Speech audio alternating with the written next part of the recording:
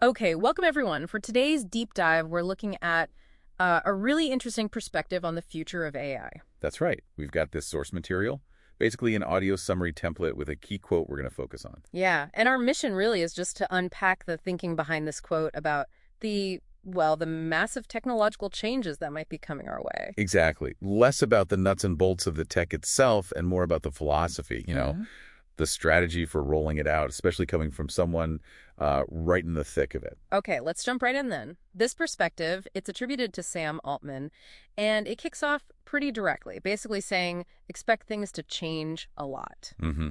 A stark opening. And right away, he links that to transparency, says it's absolutely crucial during this shift. And that's significant, isn't it? That call for transparency right up front. It sort of acknowledges these changes are just too big for behind-the-scenes development. But here's where it gets maybe a little controversial. He talks about releasing the tech in this imperfect state. Right. That's a really core part of this view. And the reason, he just says, I think people need to feel it. Straight up. Yeah, feel it. It implies you can't just get this from reading about it. You can't grasp the impact, theoretically. Because it's so integrated, like into decisions and how we interact. Exactly. So the argument seems to be you actually have to experience it, feel the capabilities, the quirks, maybe even the downsides, to really understand what's happening. And he doesn't shy away from the difficulties. He links this need to feel it to the idea that there are scary times coming. He does. He calls them potentially the biggest technological changes we ever had. Yeah. That scale is... Wow. So the logic seems to be, because it's so big and potentially scary, we need to get our hands on it early, even imperfectly. It seems that way. It's almost a paradox, right? Expose people because it's imperfect and potentially scary, so we can build a collective understanding that matches that massive scale. It's definitely a tension there. Yeah. You've got the fear, the imperfection, but also this push for early release, so everyone globally can understand the good and the bad. Which, as the source hints, kind of goes against maybe how some big tech was handled before, more secret development. Right. But the argument here is AI is different. It's too pervasive.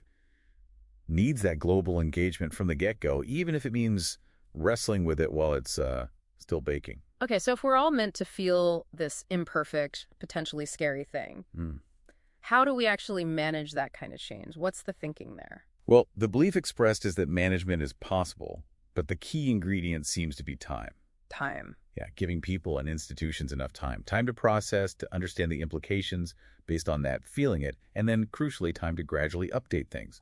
Norms, rules, how we operate. Which leads pretty naturally to needing to work together on it globally, figuring out global regulatory frameworks and the societal norms. Precisely. It's framed as a collective challenge, something that has to be figured out together. It acknowledges the transition will be tough, those scary times, but expresses confidence we can handle it collaboratively.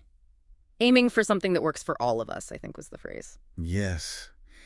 And despite the warnings, the overall tone leans positive, doesn't it? The idea that it will bring far more good than bad in the end. But still with that heavy emphasis on confronting the safety stuff head on, you can't ignore that. Absolutely not. So it's this balance. High hopes, stark warnings, and a proposed path forward based on transparency, shared experience, and joint adaptation, even with the risks that path involves. So thinking about you listening right now, navigating all this perspective kind of puts you right in the middle of it, doesn't it? Like the act of you experiencing or feeling this technology as it evolves isn't just passive consumption. It's presented here as, well, almost essential to the whole world figuring it out. Yeah, it frames this whole period as a kind of high-stakes collective learning curve. We're all participants. Which really leaves us with that core idea from the source to chew on, doesn't it? If understanding this technology truly requires people to feel it, even in its messy, maybe scary early stages, what does that actually imply about a relationship with AI moving forward? And what does it demand from us, individually and as a whole society?